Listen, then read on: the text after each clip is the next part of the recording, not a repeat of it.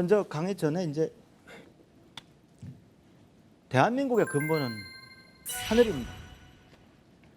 우리가 이거를 잊어버렸기 때문에 모든 문제가 나오는 것 같아요. 그래서 우리나라는 지금 한마디로 천손이, 하늘의 자손이 지금 곰 새끼가 되어 있습니다. 웅손이 되어 있습니다. 그래서 이거는 정말 그래도 조금이라도 깨달았으면 얘기하고 다녀야 되겠다, 그런 동기가 지금 이 자리까지 오게 된 것 같습니다. 그래서 오늘 제가 소개해 드릴 내용은 딱 세 가지입니다. 우리나라의 문화, 우리나라의 개국, 우리나라의 사상, 세 가지를 제가 하늘 관점에서 한번 정리해서 올리려고 합니다.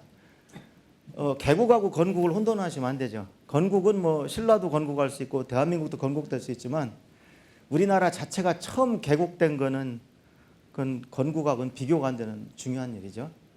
먼저 대한민국 문화부터 소개해 올리겠습니다. 뭐 다들 잘 아시는 내용인데 그래도 의외로 많이들 모르시더라고요. 우리 뭐 동양 겁니다. 꼭 우리나라 거라고 말하기는 어려워요. 근데 달에는 토끼가 있습니다. 그래서 보시면은 까만 부분이, 귀 있잖아요. 이렇게 귀, 이게 토끼 얼굴이지 않습니까? 토끼가 이렇게 팔을 뻗어서 절구 방아를 찍고 있어요. 이거 이렇게 한 번만 보시면 됩니다. 자, 이게 10초만 보시면 되는데 이거 모르고 돌아가신 분들도 많습니다. 그러니까 이게 사람이 이걸 자기 눈으로 한번 사진에서 봐도 이런데 진짜 보름달에서 이제 토끼를 찾아보면 정말 재밌어요. 그러니까 예를 들어서 어린아이가 아저씨 저 달에 토끼가 있어요? 하고 물어봤을 때 이걸 보신 분들은 자신 있게 얘기하죠. 그 까만 부분이 잘 보면 토끼처럼 보여 얘기하는데 그렇지 않은 분은 대답하기 어렵습니다. 물론 그 팔딱팔딱 뛰어다니는 토끼는 없죠. 달은 공기가 없으니까 다 죽어요. 근데 그거를 얼마나 애한테 짧은 답변이지만 그 정확해 주느냐, 그런 데서부터 벌써 굉장히 그 교육이 질이 다른 것 같아요. 지금 우리나라는 달에 대해서 제일 먼저 배우는 게 체중 60kg인 사람이 달에 가면 10kg이 된다. 달은 지구 중력의 6분의 1이다. 숫자를 외운다.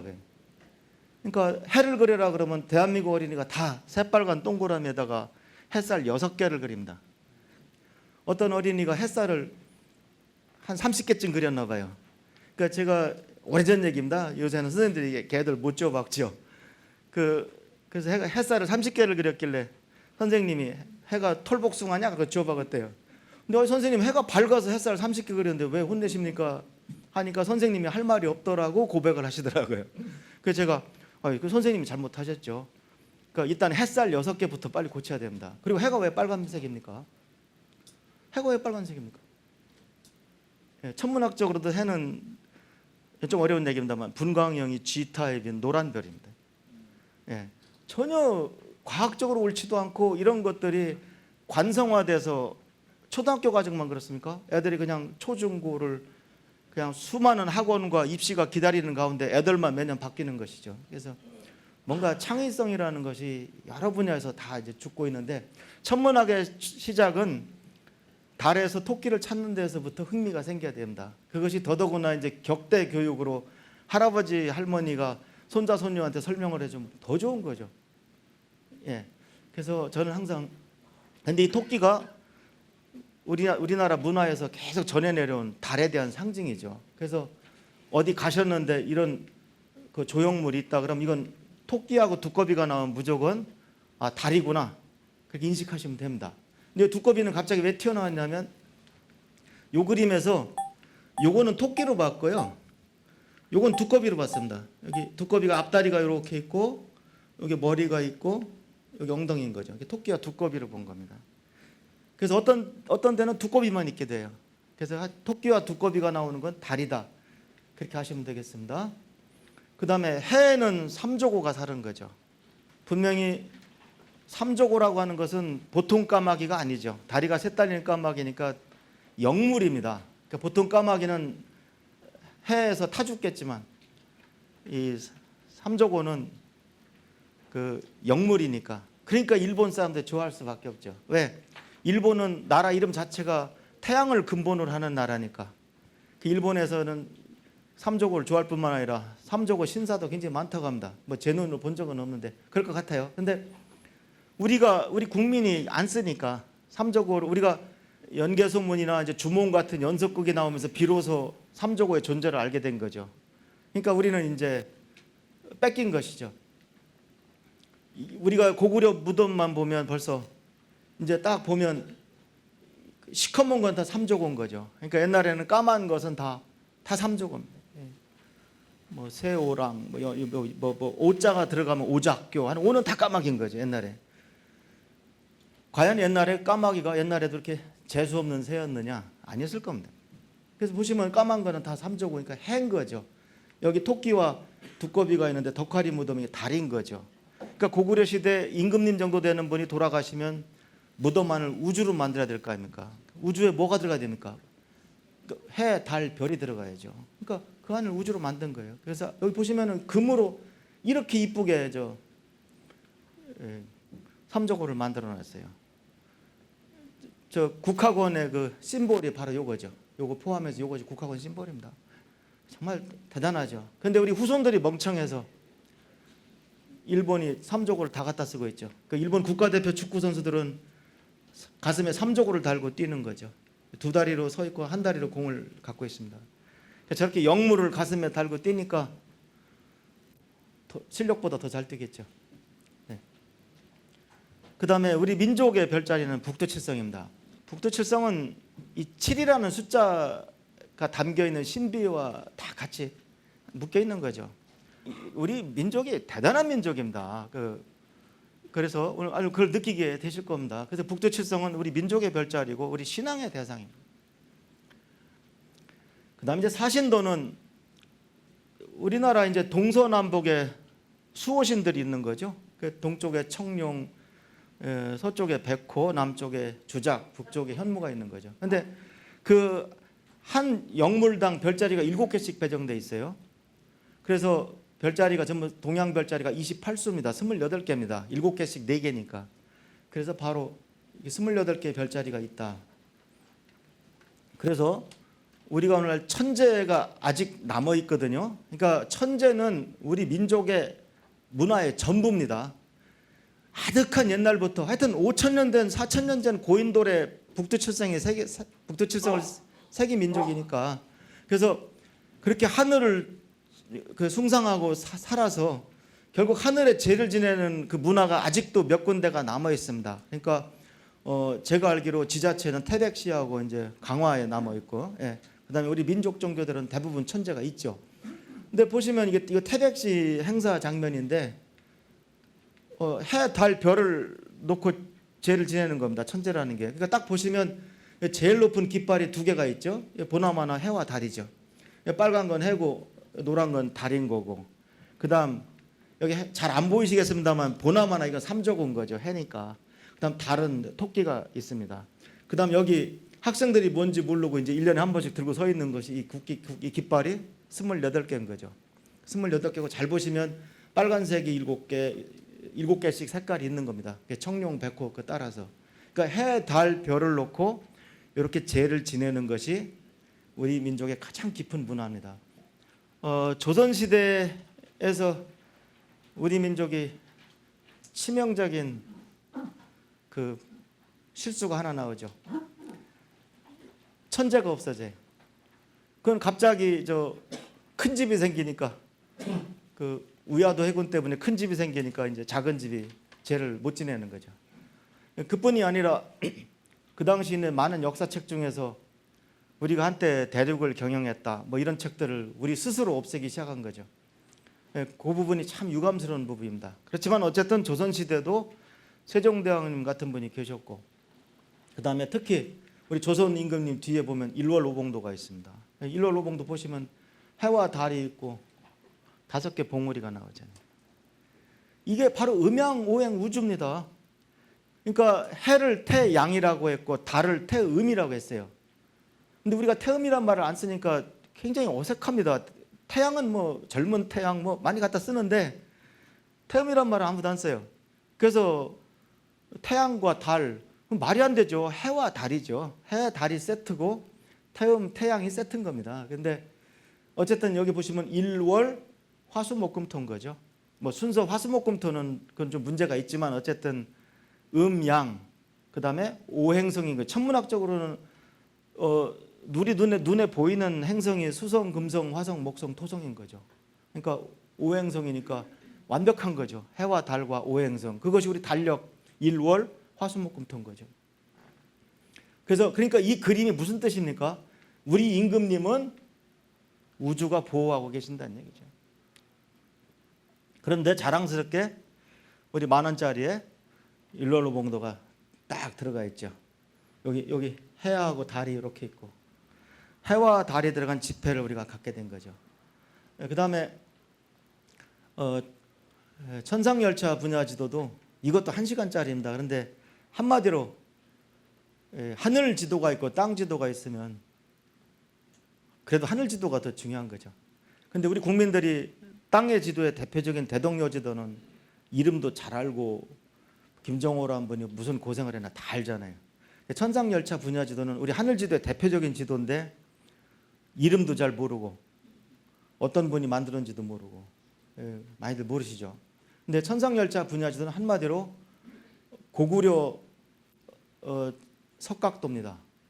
우리 민족이 세계에서 제일 먼저 별을 돌에 새긴 민족입니다. 그래서 바로 그 증거가 천상열차 분야 지도입니다. 그런데 천상열차 분야 지도가 고구려 건데 조선 태조가 다시 만들었어요. 조선 태조가 만든 태조본에 보면 원래 고구려 거였는데 평양에 있었는데 전란통에 강에 빠졌다 이렇게 써 있습니다. 이건 사본입니다. 한국천문연구원 현관에 있는 사본인데요. 이 사본의 오른쪽 이쪽 옆구리를 보시면 평양에 있었는데 빠졌다 이렇게 써 있습니다. 그러니까 고구려면은 적어도 조선 태조 1392년부터 600~700년 전입니다. 그러니까 우리 민족이 세계에서 가장 오래된 석각 천문도를 가졌다는 것은 의심할 여지가 없습니다. 아주 구체적으로 써 있다니까요. 그래서 천상열차 분야 지도는 이번에 교황께서 오셨을 때도 그 서산에서 선물로 드렸죠. 그 이유가 서산에 서산류씨, 간문에서 꼭 류로 적더라. 유로 한 적거. 서령류씨도 같아요. 그 서산류씨 류방택이라는 분이 저 천문을 만든 거죠. 그래서 물론 천상열차 분야도는 개국공신 권근이 글을 쓰고 다 했지만 어쨌든 우리 과학 입장에서는 성좌도는 누가 만들었냐 그게 더 중요하니까요. 그래서 그 이름이 알려진 가장 오래된 천문대장이 바로 류방택입니다. 그래서 이 천상열차 분야도는 바로 그런 사연이 있습니다.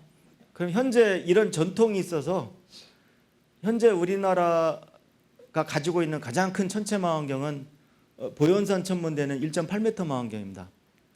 보현산은 영천시와 청송군 사이에 있습니다. 그래서 거기 산봉우리에 이런 천문대가 있는데 소백산 천문대는 잘들 아시죠? 그래서 한국천문연구원 산하에 소백산 천문대가 있고 보현산 천문대가 있습니다. 근데 그 보현산 천문대 현재 우리나라에서 가장 큰 1.8m 망원경이 여기 들어가 있습니다. 이 모습을 잘 보세요. 여기 있습니다. 10,000원짜리에. 그러니까 우리나라 국민들 대부분 모르실 거예요. 그래서 이 10,000원짜리는 우리나라 천문학의 역사입니다. 앞면은 일월오봉도가 있고 뒷면은 국보 228호 천상열차 분야지도가 바탕에 깔려 있고요. 국보 230호 혼천이가 왼쪽에 있고요. 그 다음에 현재 우리나라에서 가장 큰 보현산 천문대 1.8m 망원경이 여기 있습니다. 자 확실하죠? 이 모습이 이 모습입니다. 그래서 뒤는 우리나라 천문학의 역사관입니다. 그래서 어떻게 보면 10,000원짜리는 부적 같은 돈입니다. 앞으로 우리나라 잘 될 겁니다. 온 국민들이 다 하늘의 지폐를 몇 장씩 몇십 장씩 지갑에 넣고 다니니까 우리나라 잘 될 수밖에 없습니다. 그래서 한 부분을 확대해 보면 북두칠성이 나오는데 자 이게 우리 문화입니다. 그러니까 우리가 이런 화폐를 가지고 있는 거예요. 북두칠성이 그 혼천의 톱니바퀴에서부터 출발해서 이렇게 있는데 별이 8개입니다. 여기 조그만 별이 하나 흐린 별이 붙어 있는데 서울에서는 절대 볼 수 없습니다. 시골도 깨끗한 데 가야 요 흐린 별이 보이는 겁니다. 그 요 별이 유명한 계양성입니다. 그래서 옛날에 어떤 방송국에서 선덕여왕이라는 연속극을 할 때 쌍둥이 공주가 나오는 이유가 바로 요 계양성 때문에 그렇습니다. 그러니까 이 안에는 얼마나 많은 사연이 담겨 있는지 아실 수 있습니다. 그 다음에 우주를 알면 우리가 문화도 창조할 수 있습니다. 우리가 하늘을 숭배했기 때문에 하늘이 전부 답니다. 우리 민족에. 그러다 보니까 우리가 13579를 하늘의 숫자라고 하고 천수라고 하고 2468 이 짝수를 지수 땅의 숫자라고 합니다. 동양에서는 홀수를 다 숭앙을 해요. 그러니까 개천절이 10월 3일인 거고 1월 오봉도가 있는 거고 칠선녀가 있는 거고 하늘이 구천인 겁니다. 그래서 우리나라 명절은 음력 1월 1일이 설날, 3월 3일이 삼진날, 5월 5일이 단오, 7월 7일이 칠석, 9월 9일이 중양절인 겁니다. 음력 2월 2일, 4월 4일은 아무것도 아닙니다. 예. 그러니까 우리가 강릉시에서 단오를 갖다 유네스코에 등록을 하고 행사를 하니까 동양의 다른 나라들이 땅을 치고 있습니다. 그러면 뭐 1월 설날은 그렇고 삼진날은 뭐 하여튼 뭐 그렇다 칩시다. 왜 칠석은 내버려 둡니까? 칠석은 주제 자체가 인류의 영원한 주제 사랑인데다가 얼마나 좋습니까? 그래서 그리고 칠석은 연고지가 없어요. 예를 들어서 이몽룡, 성춘향은 남원에서 해야 되지만 견우직년 연고지가 없습니다. 그래서 제가 대전에 살기 때문에 대전시 건의에서 지금 견우직녀 축제를 대전시에서 하고 있어요. 마침 이 엑스포 다리가 이게 빨간색, 파란색이니까 오작교라고 한번 우겨보면 됩니다. 예를 들어서 저 송도의 다리를 오작교라고 우길 수는 없잖아요. 근데 이거는 빨간색, 파란색이니까 이게 오작교가 되면 갑천이 은하수가 되는 거 아닙니까? 예. 그 대전시에서는 제가 건의해서 어쨌든 지금 견우직녀 축제를 하고 있습니다. 예, 지금 9년째 하고 있습니다. 그런데 좀 더 좀 세계적으로 좀 컸으면 하는 바람입니다. 예, 그래서 제가 그냥 간단히 시간이 짧으니까 이것저것 하이라이트로 보여드렸는데 훨씬 더 많습니다. 근데 제가 어떻게 1시간 반에 하늘을 다 설명합니까? 그러니까 일단 우리나라 문화는 하나하나 캐보면 다 하늘의 섭리에 다 있다. 제가 좋은 예를 하나만 더 드리겠습니다. 우리 한복 보세요. 남자는 하늘의 기운을 받아야 되고 여성은 땅의 기운을 받아야 됩니다. 이걸 꼭 남녀 차별로 보지 마시고 천지가 서로 상생하는 조화를 이루는 것이기 때문에 지는 꼭 나쁘다 이렇게 보실 필요가 없습니다. 그래서 우리 한복을 보면은 남자 상의는 전부 열려 있습니다. 밑에는 다 묶게 돼 있어요. 땅의 기운을 맡게 돼 있어요. 남자 옷은. 여자 옷은 다 위를 묶고 밑을 다 열게 돼 있어요. 지기를 받게 돼 있어요. 그게 과학적으로 옳다고 생각은 저도 안 합니다만 어쨌든 우리 민족이 그렇게 따지고 문화라는 게 뭡니까? 그런 걸 따지고 사는 게 문화죠. 우리 민족이 그렇게 할 때 다른 민족 뭐 했냐 이겁니다. 저는. 그렇게 하늘과 땅의 순리대로 살려고 한 것이 우리나라이기 때문에 모든 것에 다 그 순리가 배어 있는 겁니다. 저도 이제 좀 몇 년 더 있으면 이제 한복 입고 다니려고 그럽니다. 편하고. 예. 그러니까 다만 한복을 입고 오면은 결례를 했다고 보는 그 눈을 좀 바꿔야 됩니다. 예. 자, 그럼 이제 우리나라가 어떻게 개국됐는가에 대해서 제 소견을 한번 말씀드리겠습니다. 사실 저도 한 10년 전까지만 해도 저는 환단곡이라는 책에 전혀 관심이 없었습니다. 근데 결론부터 말씀드리면 저는 개인적으로 환단곡이라는 책이 100% 맞다고 생각하지는 않습니다. 그러나 상당히 많은 부분이 저는 과학적 근거가 있고 옳다고 생각합니다. 그래서 제가 제일 걱정하는 거는 최근에 그 환단곡이라는 책을 이제 믿는 분들과 쓰레기라고 하는 사람들이 너무 첨예하게 대립돼 있으니까 중간이 없어요. 그게 상당히 걱정이 됩니다. 항상. 저는 뭐 박쥐 같지만 중간이라고 보시면 되겠습니다. 그러나 저는 환단고기가 쓰레기라고 하는 사람들에 대해서는 저도 같이 싸웁니다. 예, 좀 정리를 해드릴게요. 환단고기가 만약 쓰레기가 되면 어떤 일이 벌어지느냐. 이따 강의 들어보시면 알겠지만 우리 태극기가 중국제가 됩니다. 우리 붉은 악마가 중국 응원단이 됩니다. 환단고기가 쓰레기면. 그래서 환단고기가 쓰레기가 되면은 우리나라는 고개를 들고 살 나라가 못 됩니다. 그러니까 정확히 알고 비난을 했으면 합니다. 저는 읽어보고 비난했으면 합니다. 그걸 제가 좀 설명드리겠습니다. 그 환단고기에는 무진 50년 오성치루라는 기록이 딱 한 줄 있습니다. 딱 잠깐 말씀드리면 환단고기는 책 한 권이 아니죠. 그러니까 아까부터 흐름을 쭉 다시 말씀드리면 조선 초에 우리 민족이 웅대했다, 웅원했다 이런 책을 우리 스스로 없애기 시작을 했어요. 아주 사대주의 중에 가장 한심한 사대주의였을 겁니다. 어떤 임금은 그런 책을 가진 사람을 사형에 처하게 됐습니다. 기록에 다 있습니다. 어떤 책이 없어졌는지 책 명단이 다 나와 있습니다. 그러니까 계속 없어지다 보니까 조선 말에 이미 나라가 이제 구군이 다 쇠퇴해서 결국 누구의 먹잇감이 되느냐가 남아있던 게 우리 고종 황제님 시절이죠. 그때 그래도 책이 몇 권이 남아있었던 겁니다. 그래서 똑같은 삼성기라는 제목으로 안암노 원동중이란 두 분이 쓴 책 두 권이 있었고, 이암의 임액의 태백일사, 이암의 단군세기, 범장의 북부여기 이런 책들이 남아있었던 겁니다. 근데 개연수란 분이 어떻게 구해서 하여튼 그 책을 모아서 환단곡이라고 이름을 지은 겁니다. 그러니까 환단곡은 한 권의 책이 아닙니다. 그래서 그 책을 엮어서 처음 찍은 게 1911년입니다. 1911년이면 이미 우리나라가 일본에 먹힌 뒤입니다. 그때 일본 초대 총독 데라우찌가 와서 제일 먼저 한 일 중에 하나가 한국 역사책 없애는 거였습니다. 수고해서 태우는 거였습니다. 그런데 그 당시 그 책을 어떻게 세상에 내놓습니까? 그러니까 광복이 되면 내놔라, 언제 내놔라 해서 그 책이 그 비밀리에 전수되게 된 거죠. 그리고 개연수란 분은 일본 혼병들한테 잡혀서 처참하게 죽어서 시체가 압록강변에 버려집니다. 전부 사실입니다, 이거는. 예. 그러니까 이렇게 나라가 한번 나라를 뺏겨보고 이런 걸 당해야 비로소 우리 천손 정신, 개천 정신을 찾는 거예요. 그때 개천절이 정해집니다. 1911년에 환단고기가 나오고 상해 임시정부에서 개천절을 정합니다. 나라가 그렇게 당하니까 이제서 그 국민 정신을 알아보는 거예요. 꼭 그런 꼴을 당해야만 이게 나오는 거예요. 그게 전 가슴 아프다는 거죠. 그러니까 오히려 이렇게 우리가 좀 먹고 살고 이럴 때 정신 좀 바짝 차려서 정말 세계 1등 국가로 치고 나가는 정신적인 그 요인이 돼야 되는데 그렇지 못하니까 그게 굉장히 가슴 아팠던 거죠.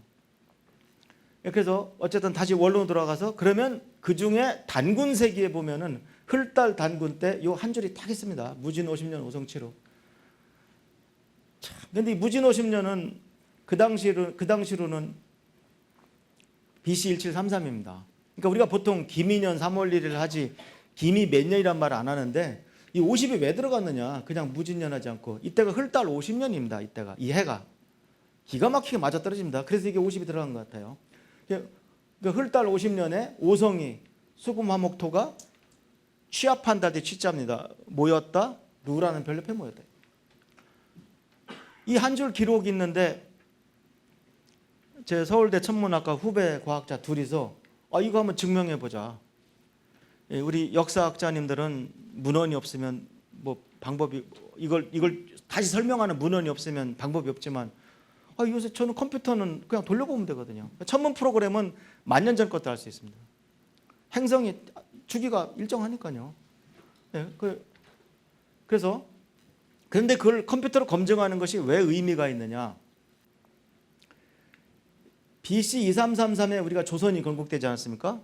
이게 우리나라 국사책에 완전 블랙홀입니다. 아무 내용이 없어요. 이때 배운 거라고는 북한 지도 그려놓고 한사군의 위치가 다 우리나라였다는 거죠. 원래 우리 식민지 체질이라 이거죠. 옛날부터 우리는 식민 통치 받았다는 거죠. 그거밖에 내용이 없습니다. 만약 이 조선 건국을 신화라고 해버리면 우리 역사는 2000년밖에 안 됩니다. 이게 완전히 내용이 아무것도 없으니까. 그럼 일본보다 짧게 됩니다. 일본이 노린 건 그거죠. 그러니까 아까 앞에서 말씀드린 오성치루라고 하는 것은 BC 1733입니다. BC 1733이란 말은 이 블랙홀의 한복판입니다. 그런데 이거를 천문학적으로 검증한다는 것은 천문대를 가진 나라가 존재했다는 뜻입니다. 천문 기록은 오늘날에도 기업이 하지도 않고 우리 국가기관인 한국천문연구원이 합니다. 근데 조선시대에는 동굴에서 날고기 먹을 때라 나라가 없었다? 아니 천문대가 있는데 천문 기록을 남긴 나라가 고대 국가가 왕권 국가가 아니면 그게 어떤 나라겠습니까 그게? 그러니까 그걸 증명하게 되면 조선은 신화가 아니라는 걸 한 번에 증명하는 겁니다. 제가 서울대 천문학과 76학번인데 바로 제 아래 77학번에 라데일이라는 후배가 있어요. 정말 훌륭한 후배였습니다. 아이디어가 샘솟고 근데 정말 천재는 단명인지 요절했어요. 근데 우리 라데일 박사가 주도하고 근데 79학번에 박창범 후배 둘이서 논문을 썼습니다. 꽤 오래됐어요. 20년이나 됐습니다. 93년도 논문입니다. 인터넷에 돌아다니는 루머를 믿지 마시고 학자가 쓴 논문을 믿으세요. 반격하려면 논문으로 하라는 겁니다. 그래서 그 라데일 박창범 두 후배가 쓴 단군 조선의 천문 기록에 관하여 이 논문에서 뭐 잘 안 보이시겠습니다만 여기 가장 여러 가지가 있는데 특히 1번이 이건 뭐 영어니까 제가 그냥 안 보이니까 읽어드릴게요. Concentration of major planets near the constellation of 뉴성. 뉴라는 별자리에 5개 중요한 행성들이 다 모인 현상을 컴퓨터 돌려봤더니 맞더라 이겁니다. 예, 그러니까요 무식하게 기록이 있어서 컴퓨터 돌려봤더니 맞더라 이겁니다. 뭘 더 얘기합니까? 그러면 환단고기가 다 쓰레기다? 2줄은 맞는 거 아닙니까? 그러니까 100% 쓰레기다, 위서다 그 얘기는 그만하라는 겁니다. 그런 얘기 하는 사람들은 무식한 사람들입니다. 현대 과학을 안 믿거나. 예, 그래서 저는 알고는 있었지만 이 얘기를 하기 시작한 것은 얼마 안 됩니다. 누군가 해야 되지 않겠습니까? 누군가. 예. 근데 우리 두 후배들은 그동안 많이 시달렸나 보더라고요. 그다음에 옛날에 오래전이니까 이 학계는 또 소장파나 이런 나서기 힘듭니다. 근데 저는 뭐 천문동네에서 전 뭐 소장파도 아니고 저는 아마 제가 그 공영방송에서 처음 이 얘기를 언급했을 겁니다. 제가 EBS 강의할 때부터 제가 얘기하기 시작했거든요. 그럼 오성치료라는 건 이게 굉장히 증명하는 게 어려우냐? 정말 천문학자들이나 할 수 있느냐? 아닙니다. 우리 그 두 후배는 슈퍼컴퓨터를 가지고 했어요. 그다음 나사 프로그램을 돌렸어요. 그렇게 했다고 써 있고 본인 얘기 이렇게 제가 들었습니다. 그런데 이건 어깨에 너무 힘이 많이 들어간 거예요. 틀리면 큰일 나니까. 그냥 PC로 하면 됩니다. 여기 뭐 눈에 띄는 PC 아무거나 해도 되고 그다음에 나사 프로그램 필요 없습니다. 그냥 뭐 문방구에 가 몇만 원만 주면 사는 국산부터 다 됩니다. 그렇지만 손으로 할 수는 없습니다. 어떤 사람이 저한테 와서 수성, 금성, 지구, 화성, 목성, 토성이 쫙 한 줄로 쓰는 거는 몇백 년에 한 번씩 대충 쓰면 되니까 가능하다. 그러니까 이거 충분히 옛날에 손으로 계산했을 수 있을 것이다. 그래서 제가 당신 오성치료 자체를 잘 모르고 있구만. 무슨 말씀이십니까? 행성이 한 줄로 쭉 서봐라. 그럼 지구가 가운데 있으면 수성, 금성은 이쪽 하늘에 있고 화성, 목성, 토성은 저쪽 하늘에 있는데 어떻게 지구에서 5개가 모여서 보이겠느냐. 개념부터 틀렸다.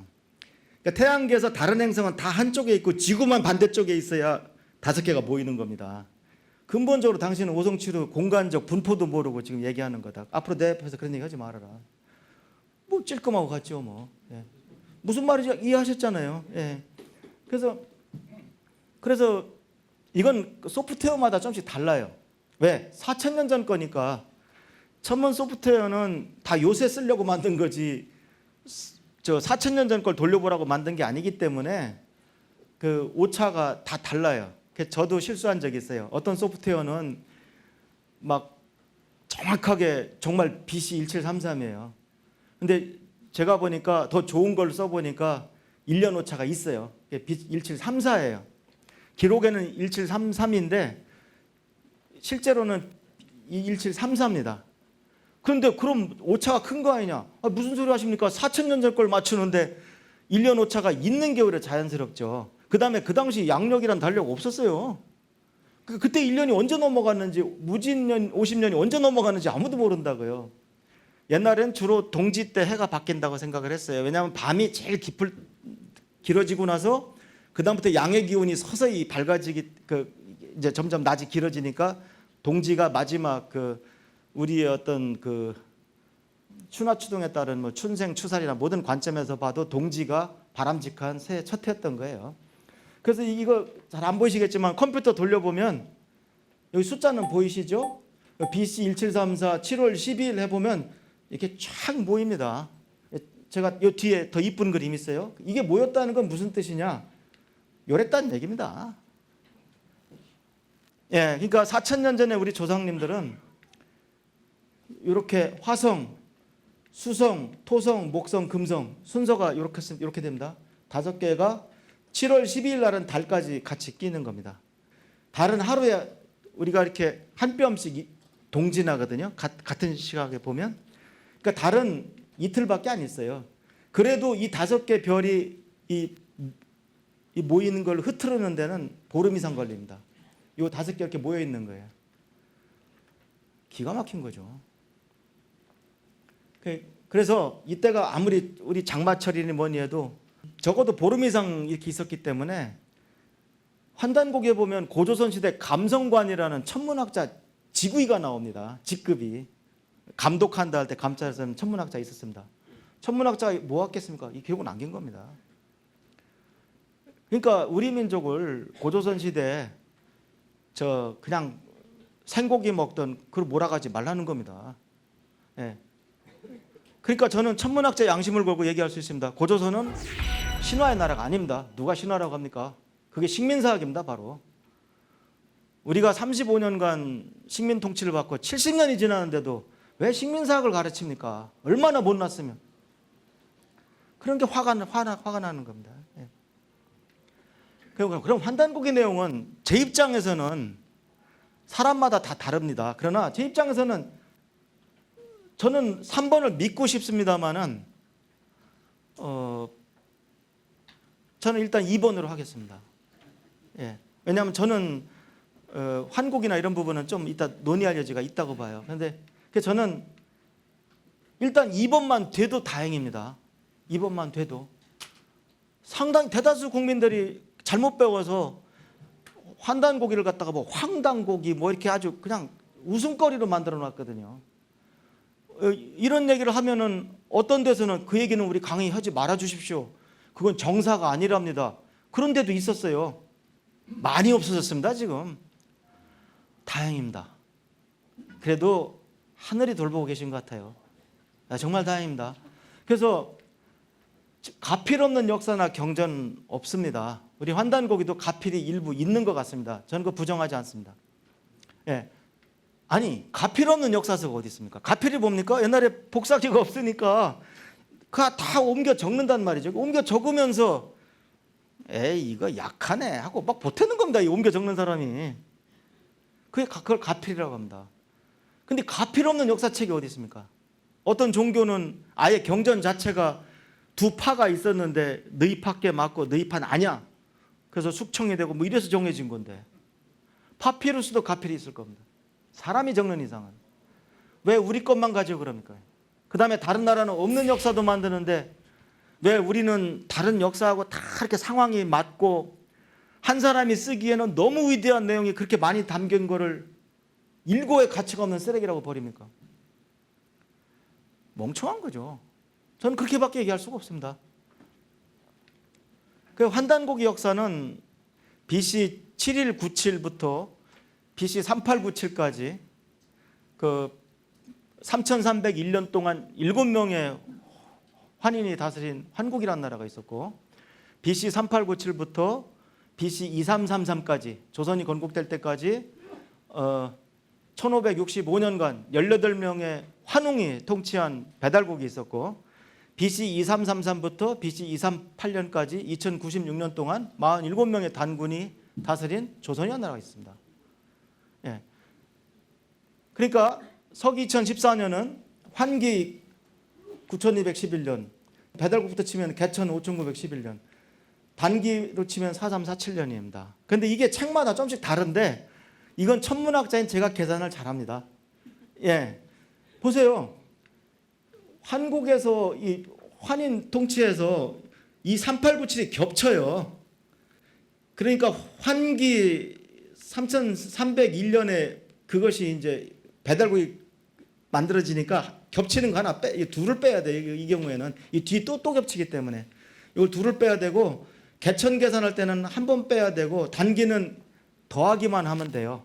나중에 곰곰이 생각해 보세요. 왜 단기는 더하기만 하면 되냐면 BC 1년에서 AD 1년으로 넘어올 때 0년이 없어요.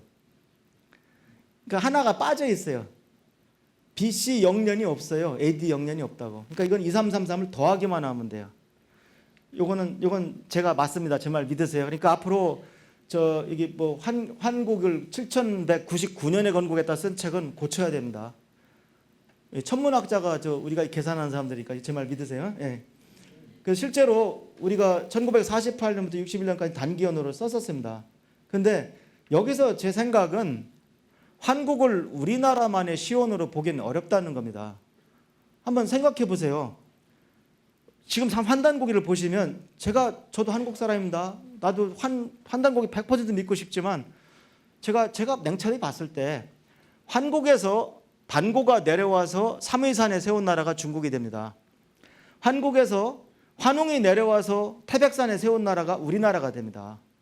조건이 똑같습니다. 그러니까 물론 환단고기가 오한 건국 최고로 시작을 하지만 반고도 환국이 뿌리인 겁니다. 그래서 저는 뭐가 무서우냐, 나는 예언합니다. 제 예언이 안 맞았으면 좋겠는데 중국이 환단 공정에 나설 거라는 겁니다. 왜? 자기네 영토에서 일어난 건 자기네 역사라는 거 아닙니까? 한국의 대부분이 중국 영토잖아요. 아니 고구려를 자기네 역사라고 주장한 애들이 고조선 못할 것 같습니까? 그래서 저는 환단 공정에 대비해야 된다고 생각합니다. 그래서 한국은 우리나라만의 시원으로 보기엔 어렵습니다. 제가 봤을 때.